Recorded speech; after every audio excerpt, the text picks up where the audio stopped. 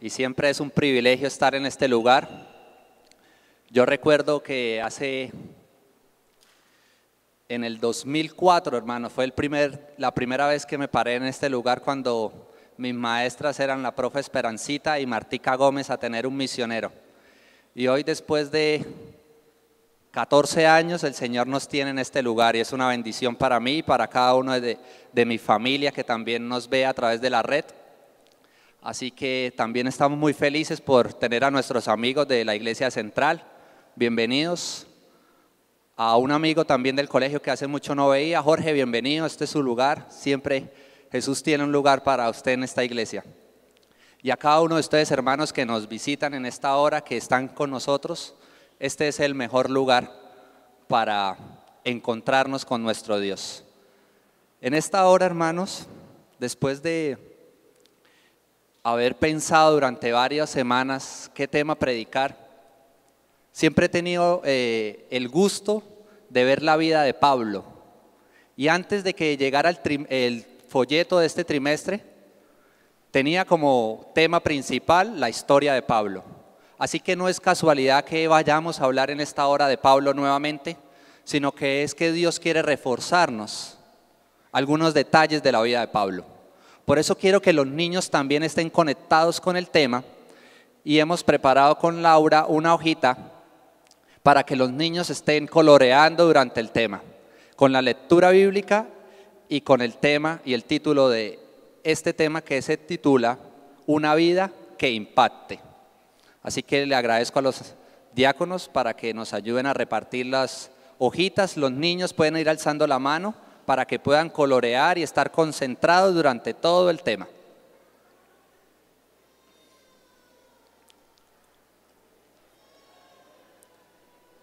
Muy bien, gracias. Así que les invito a que si tenemos el celular a la mano, que le pongamos modo avión para concentrarnos durante los siguientes 30 minuticos en el mensaje que Dios trae hoy para nosotros. Listo, muy bien, les invito a que inclinemos el rostro y vamos a orar. Eterno y maravilloso, oh Dios que estás en el cielo. Para ti sea la honra y la gloria hoy por la eternidad. Queremos en esta hora, Señor, que el mismo Espíritu Santo que ha inspirado a cada uno de los profetas, apóstoles, a escribir la palabra de Dios, tu Santa Biblia, Señor, hoy nos inspire y nos amoneste y nos enseñe para acercarnos, Señor, al carácter de Cristo Jesús.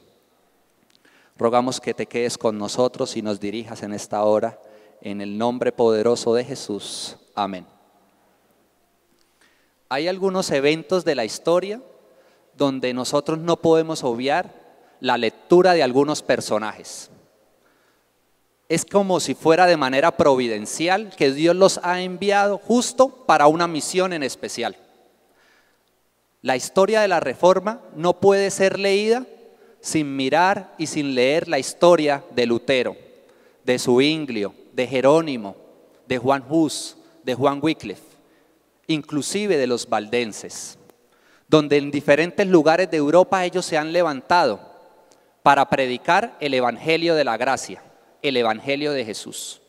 Inclusive en el siglo XIX, cuando nuestra iglesia se organizó y Dios llamó a diferentes personas, no podemos dejar de estudiar la historia de nuestra iglesia sin leer la historia de William o Guillermo Miller, de Jaime Guay, de Elena G. Guay y del mismo J.N. Andrews.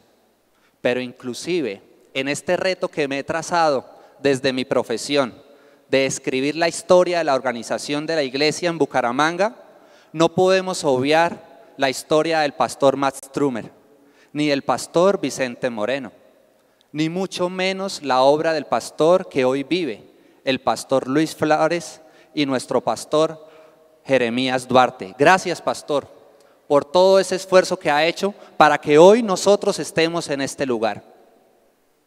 Sin embargo, la vida de Pablo nos enseña que Dios lo llamó para iniciar y ser el predicador durante los primeros pasos del cristianismo. No era un cristianismo débil, inclusive el mismo Cristo había dejado la doctrina. el mismo Cristo había enseñado. El mismo Cristo nos había enseñado que también iba a venir por segunda vez. Pablo no fue indispensable y ninguno de nosotros somos indispensables, pero el amor de Dios es tan grande que hoy nos llama y llamó a Pablo para que fuese el misionero de la iglesia de Cristo en el primer siglo. Así que, ¿quién era Pablo? Quiero que por unos minutos miremos quién era ese Pablo histórico. Tratemos de mirarlo históricamente. ¿Cómo así? Sabía muchos idiomas. ¿Cuántos de nosotros podemos hablar 3, 4 idiomas en este lugar? Y somos modernos, estamos en el siglo XXI. Pero Pablo sabía griego, arameo, latín. Y nosotros, miremos, ¿cuántos de nosotros tenemos doble ciudadanía? Pablo tenía la ciudadanía romana.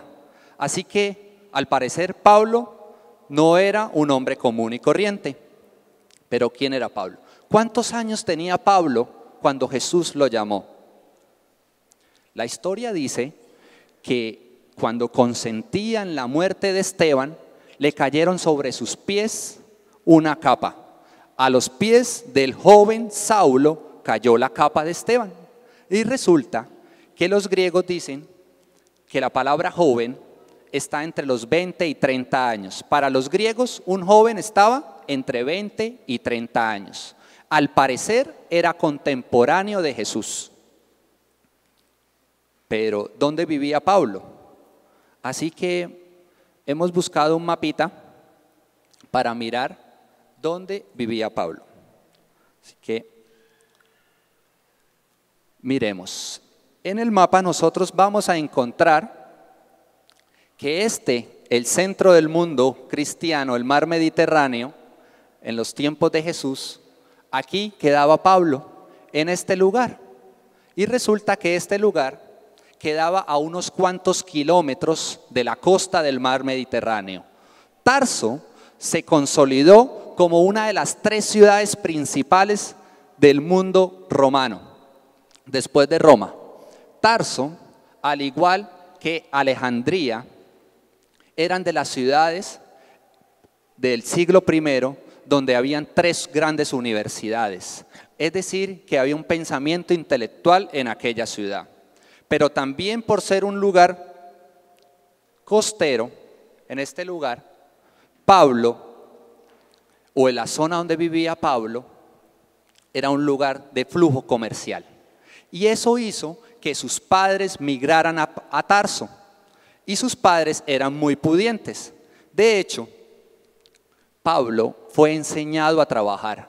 Hermanos, cuando nosotros vemos la historia de Pablo, que Pablo era trabajador de carpas, hacía carpas, era porque en su lugar, donde vivía Tarso, había un gran valle. Y en ese valle se criaban muchas cabritas. Y ese pelaje de las cabras era utilizado para hacer las carpas. Y es por eso que Pablo más adelante trabajó en eso, porque de niño aprendió el oficio. Así que una primera enseñanza que nosotros, como hermanos mayores en este caso y como padres, debemos enseñarles a nuestros hijos a hacer cosas con las manos, que es un arte que en cualquier momento de la vida le pueden enseñar a ganar el sustento. Asimismo, Pablo fue un hombre privilegiado.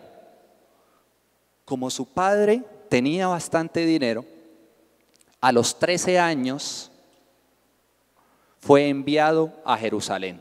Vamos a abrir la palabra de Dios, Gálatas capítulo 1, versículo 13. Gálatas capítulo 1, versículo 13.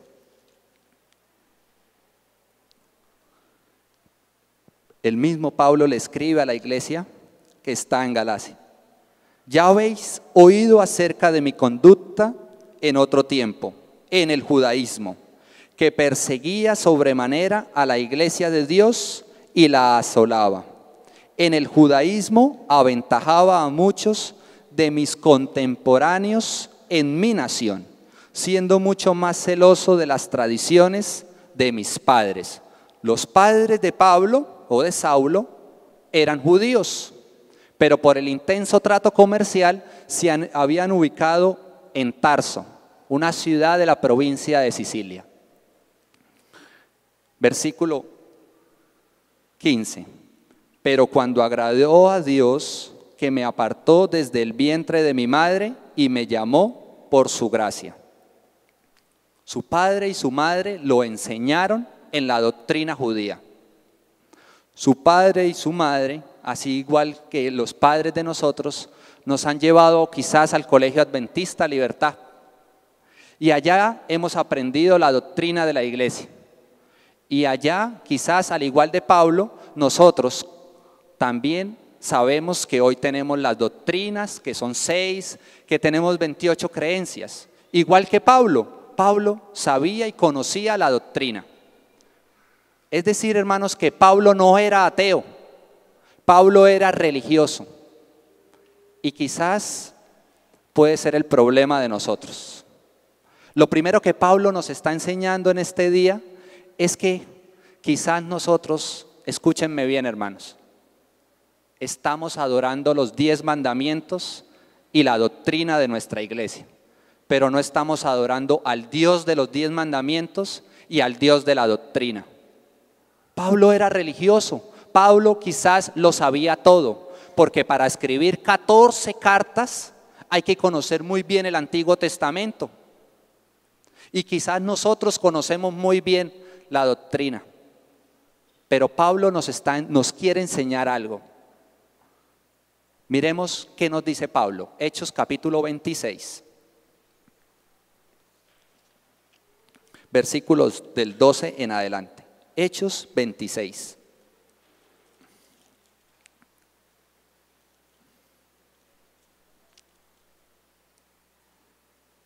Ocupado en esto, iba yo a Damasco.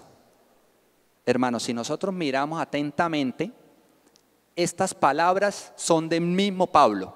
¿Listo? Él mismo nos está contando la historia. Ocupado en esto, iba yo a Damasco con poderes especiales y en comisión de los principales sacerdotes.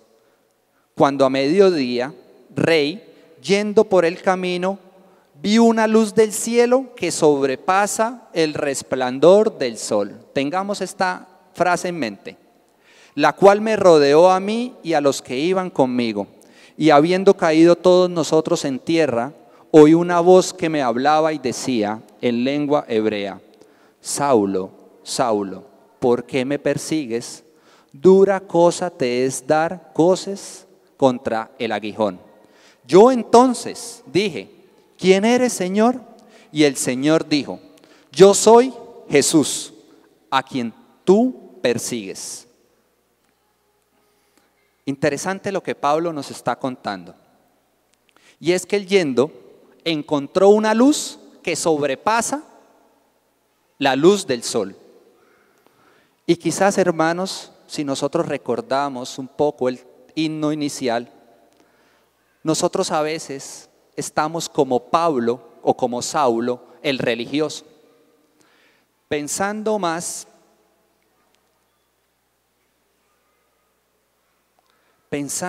hermanos en el estar aquí que en el estar allá.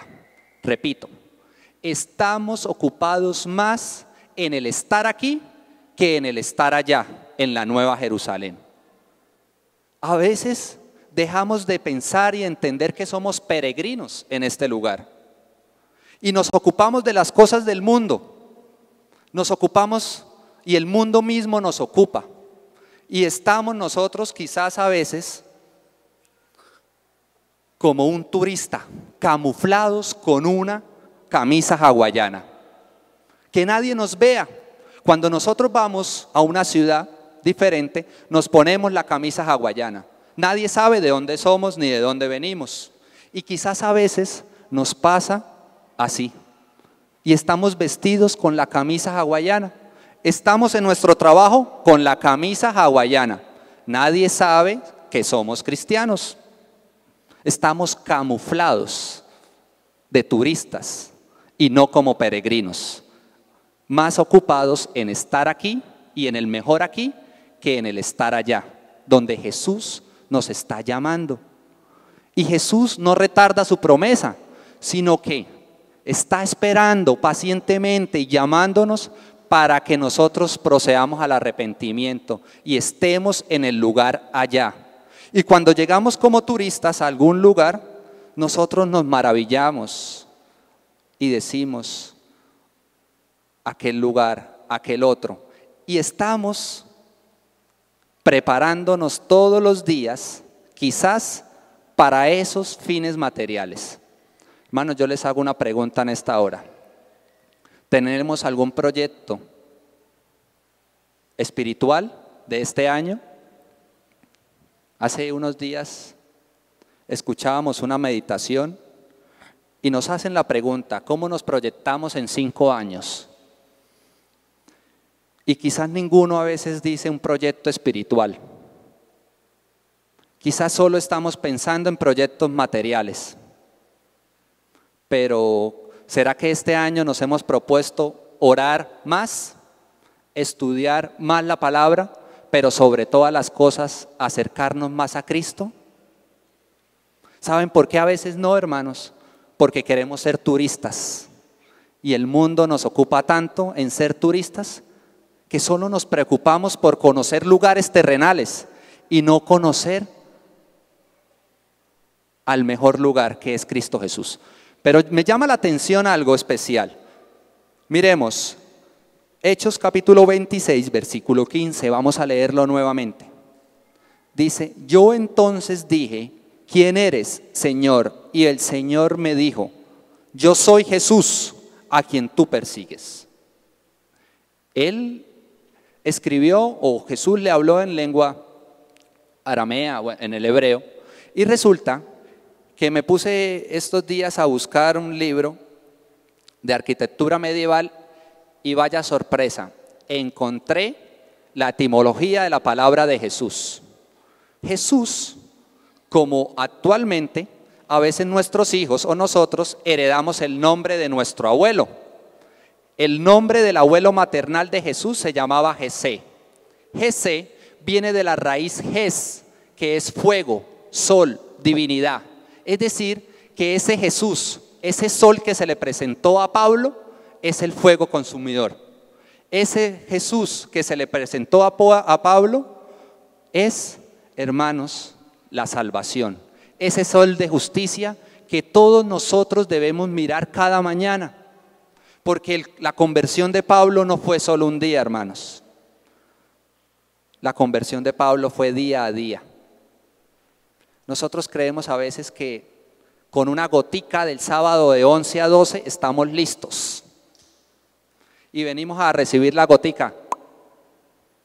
Y ya, y nos vamos. Y durante la semana se nos olvida el mensaje. Se nos olvida Jesús. Se nos olvida encontrarnos con Jesús.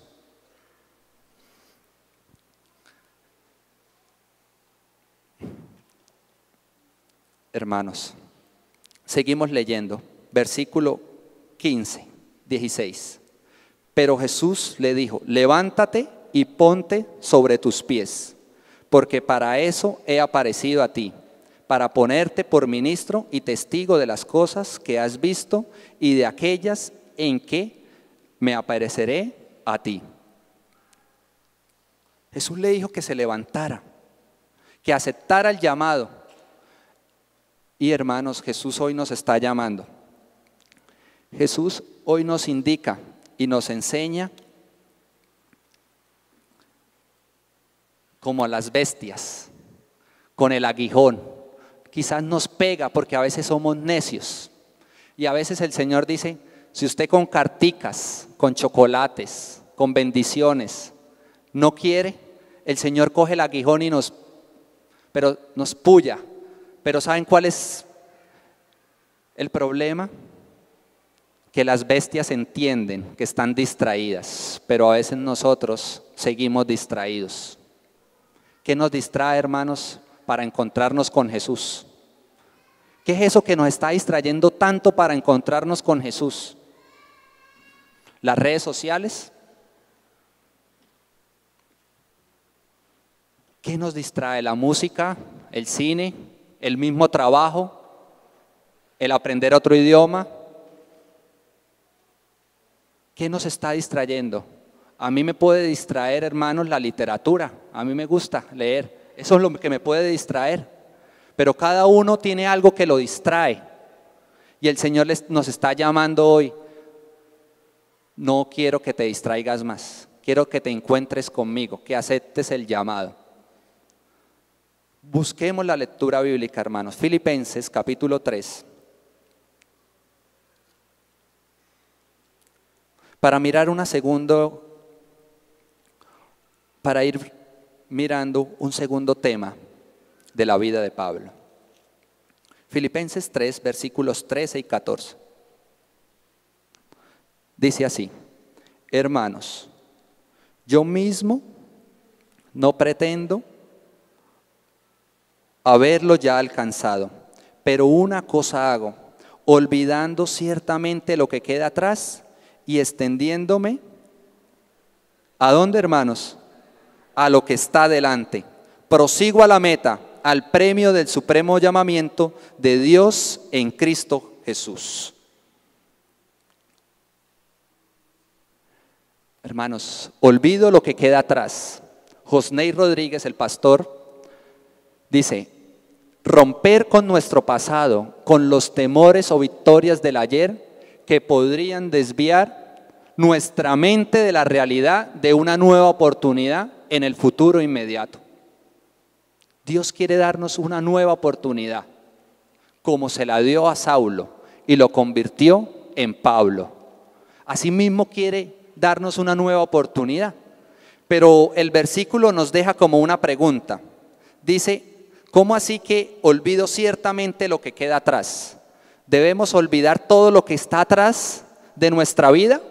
¿Ustedes creen que debemos olvidar todo? No, ¿cierto? Vamos a mirar qué es lo que Dios nos dice que olvidemos. Los invito para que busquemos Isaías 43, 18. Isaías 43, 18.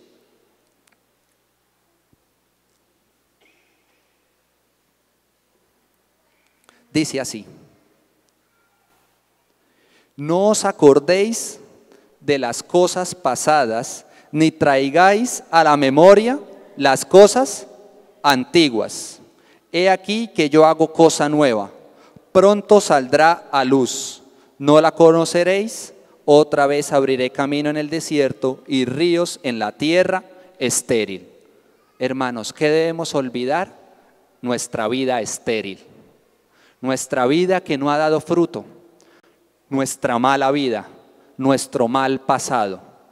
Debemos olvidarnos de eso. ¿Pero de qué debemos hacer memoria? Más adelante, Isaías 46, versículo 9.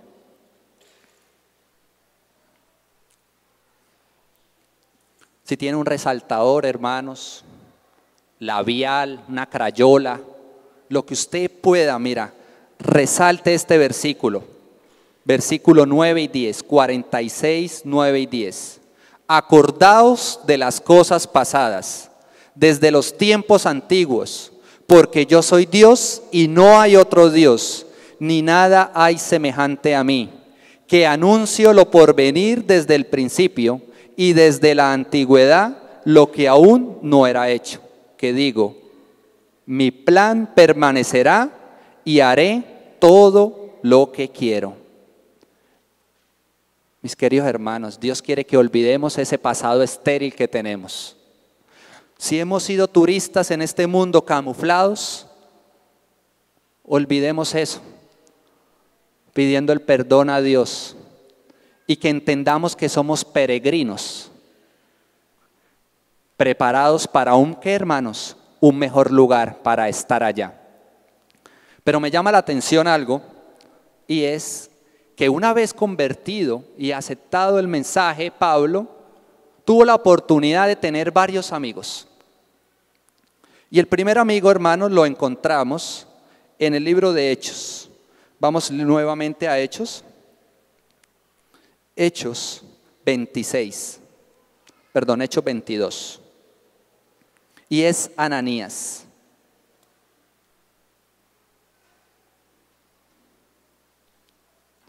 Hechos 22.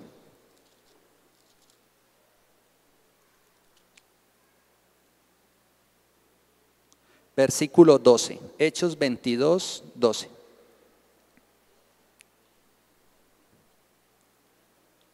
Dice así: entonces uno llamado Ananías, hombre piadoso, según la ley, que tenía buen testimonio de todos los judíos que allí habitaban, vino a mí y acercándose me dijo: hermano Saulo, recibe la vista. Y yo en aquella misma hora recobré la vista y lo miré. Hermanos, si nosotros recordamos la historia que hemos estudiado durante esta semana, Ananías, ¿cuánto tuvo que caminar? A lo sumo 2, 3, 4 cuadras por mucho. Y ahí estaba Pablo, necesitando de Ananías. Ananías llamó a Pablo y Ananías fue aceptando el llamado de Jesús, oró por él y lo sanó. Hace un año y unos 3 o 4 meses, la hermana Sandra trajo a su hermana. Y Sandra nos dijo a varios de los guías mayores que invitáramos a su hermana Andrea al campamento. Andrea, hermanos, ¿saben dónde estaba Andrea? Andrea estaba allá sentada donde estaba el hermano Rigoberto, allá afuera de la iglesia, escuchando atentamente. Ella no estaba escuchando, eran sobre las 3:30 y varios de los guías fuimos a invitarla al campamento. ¿Cuánto tuvimos que caminar, hermanos? Ni una sola cuadra. Solo tuvimos que caminar algunos pasos para hablar con ella e invitarla al campamento. Ese es nuestro deber. La invitamos al campamento y ella aceptó. Fue al campamento y allá en ese campamento fue el pastor Freddy Martínez. Algunos lo conocen. Él hoy en día trabaja en Bogotá. Y le gustaron los temas. El pastor la estuvo visitando, estuvo conversando con algunos de nosotros y ella finalmente, por la gracia de Dios, fue bautizada. Y amén por eso, hermano, porque solo tuvimos que caminar, ¿cuánto? Algunos pasos, igual que Ananías. Y quizás nosotros en nuestro trabajo, quizás tenemos que solo caminar algunos pasos e ir a la oficina del compañero, al consultorio del compañero, o en nuestro vecindario, o en nuestra urbanización, o en el barrio donde vivimos. Solo tenemos que dar algunos pasos. Y Andrea se adueñó tanto de lo que Cristo ha hecho por ella, que hoy en día es una misionera en el Ecuador. Amén, hermanos, por eso. Porque a veces nosotros podemos ser Ananías. Nosotros solo que tenemos que hacer unos cuantos pasos para hablarle del amor de Jesús a algunas personas. Pero a veces nosotros seguimos siendo turistas, camuflados, con una camisa hawaiana. Y no hablamos de Jesús. Hermanos, los invito para que ser misionero no sea una posición geográfica. Ser misionero no sea un cargo de iglesia, sino ser misionero sea una disposición del corazón. ¿Cómo es, hermanos? Ser misionero no es una posición geográfica. Ser misionero no es un cargo de iglesia. Ser misionero es una disposición del corazón. Ananías caminó unas cuantas cuadras, pero Pablo tenía el derecho y el deseo de ir casi hasta España. Los invito para que busquemos Romanos, capítulo 15, versículo 19. Romanos, les pido el favor, gracias. 15, 19. Dice así: con potencia de señales y prodigios en el poder del Espíritu de Dios, de manera que desde Jerusalén y por los alrededores hasta el Ilírico, todo lo he llenado del Evangelio de Cristo. Y entonces surge la pregunta, que él fue desde Jerusalén hasta el Ilírico. ¿Y dónde queda el Ilírico? Cuando investigamos, ese Ilírico, hermanos, queda en lo que era una provincia. El Ilírico era una provincia romana, que es lo que hoy en día es Croacia. Bosnia, Herzegovina, la zona balcánica. Hermanos, Pablo fue hasta allá. Pero fue Pablo. Nosotros, ¿dónde somos misioneros? Donde estemos, hermanos. Donde Dios nos tenga, podemos ser misioneros. Así como Ananías, nosotros podemos ir unos pasos a hablar del amor de Jesús a algunas personas que pueden ser el Pablo moderno. Pueden viajar, pueden adueñarse tanto de eso que Dios ha hecho por ellos. Les invito para que regresemos, hermanos, para ir concluyendo a Filipenses capítulo 3. Filipenses capítulo 3, versículos 13 y 14 nuevamente. Hermanos, yo mismo no pretendo haberlo ya alcanzado, pero una cosa hago, olvidando ciertamente lo que queda atrás y extendiéndome a lo que está delante, prosigo a la meta, al premio del supremo llamamiento de Dios. ¿Me regala el nuevo la? Una cosa hago, hermanos. ¿Qué vamos a hacer nosotros? Olvidar el mal pasado. Número uno, olvidemos el mal pasado. Si hemos sido turistas, olvidémoslo. Vamos hoy, Señor, a vestirnos de Cristo y a entender que somos peregrinos. Número dos, identifiquemos las distracciones. ¿Qué nos está distrayendo entre semana? El hexatlón, Masterchef, la serie de Netflix. Lo práctico, hermanos. ¿Qué es eso que nos está distrayendo entre semana? El deporte, la novela. Nos estamos llevando todo el trabajo para nuestra casa. ¿Qué nos distrae de encontrarnos con Jesús? Y número tres, escapemos de la parálisis. Estamos paralizados. Ya no estamos como la mecedora, un poquito para adelante, un poquito para atrás, sino estamos paralizados. Y vamos a proseguir a la meta. 3 cosas para proseguir a la meta. Número 1, el propósito de Jesús. Nosotros debemos tener una vida en misión con propósito de Jesús. Busquemos Mateo capítulo 1, versículo 21.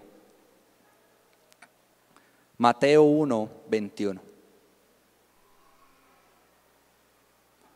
Dice así: dará a luz un hijo y le pondrás por nombre Jesús, porque él salvará a su pueblo de sus pecados.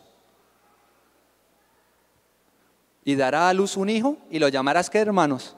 Jesús, porque él salvará al pueblo de sus pecados. Ahora, hermanos, que soy profesor,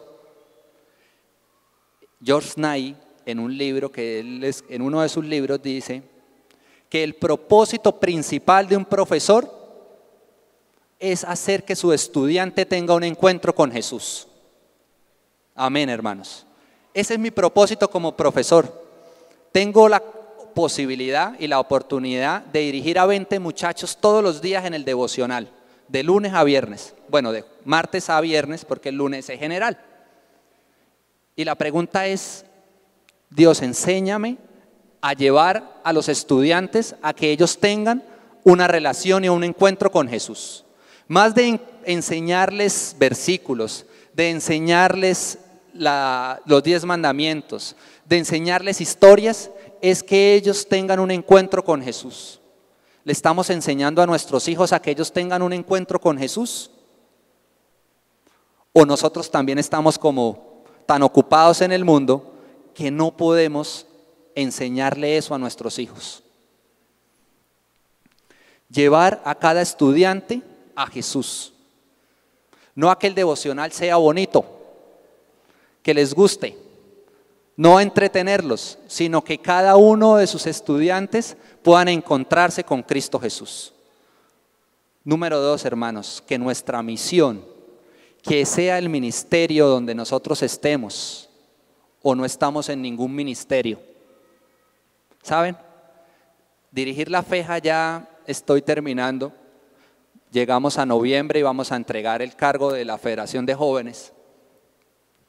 Pero siempre me ha llamado la atención algo, y es que nosotros a veces decimos: uy, si hicieran esto, sería tan chévere, porque en la iglesia nunca hacen eso. Y siempre estamos pensando en programas. En la iglesia deberían hacer eso, o esto aquel, o esto así. Y siempre estamos esperando que otro haga por mí. Siempre tenemos esa esperanza, que otro haga por mí. Pero cuando llegó el momento, es de ser, hermanos, cristianos activos, misioneros activos, de que hagamos algo más, de que corramos esa milla más, de que no solo seamos del ministerio de la presencia, que no solo seamos del ministerio de la banca, sino que hagamos algo más, pero que eso que nosotros hagamos, esa misión que nosotros estamos haciendo, sea para la honra y gloria de Dios. Segunda de Crónicas, capítulo 2, versículo 5. Segunda de Crónicas, capítulo 2, versículo 5. Y la casa que tengo, dice Salomón, y la casa que tengo que edificar ha de ser grande, porque el Dios nuestro es grande sobre todos los dioses. Amén. Nuestro Dios es un Dios grande. Es un Dios inmenso, hermanos, que solo lo vamos a conocer si nos encontramos con Él. Y número 3, hermanos, que la misión que nosotros tenemos es que todas las personas lo sepan. Comunicación por todos los medios y a todas las personas que nosotros podamos. Me llama la atención, Marcos dice, en el Evangelio de San Marcos capítulo 2 dice, que la fama de Jesús crecía y crecía y crecía. ¿Será que la fama de Jesús crece con nuestra participación? ¿O seguimos siendo, hermanos, como los turistas, que nadie sabe que somos cristianos? Juan Gabriel Vázquez, un escritor colombiano, para mí el próximo Nobel de Literatura colombiana, dice en su libro La forma de las ruinas, porque Dios tiene la capacidad de escribir recto en corazones torcidos. Amén. Porque Dios tiene la capacidad de escribir recto en corazones torcidos.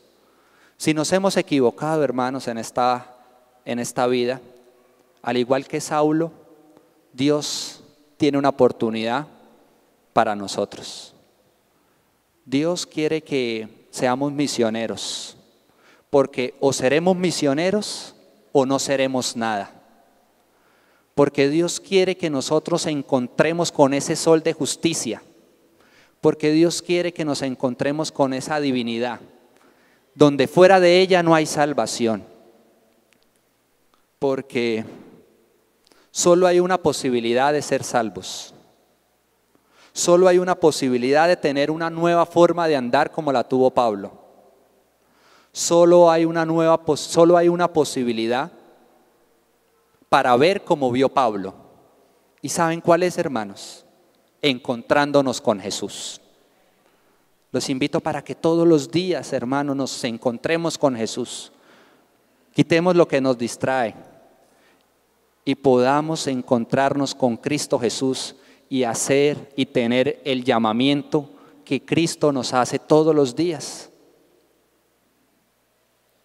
Quiero que terminemos, hermanos, y que guardemos este versículo en nuestro corazón y en nuestra mente, que lo podamos predicar y que cada uno pueda poner este versículo que a continuación vamos a leer, nuestro nombre. Marcela, que pone su nombre, Lina, Mauricio, Marta, cada uno de nosotros podamos colocar nuestro nombre en ese versículo. Vamos a buscarlo. Josué capítulo 3, versículo 7. Entonces Jehová dijo a Jonatán: desde este día comenzaré a engrandecerte delante de los ojos de todo Israel, para que entiendan que como estuve con Moisés, así estaré contigo. Amén, hermanos. Que así como Jesús estuvo con Josué, con Moisés, con Pablo, esté con cada uno de nosotros. Que desde este día nosotros podamos tener a Cristo en nuestro corazón. Que Cristo more en cada uno de nuestros corazones. Que Cristo more en mí. Es el título de la canción.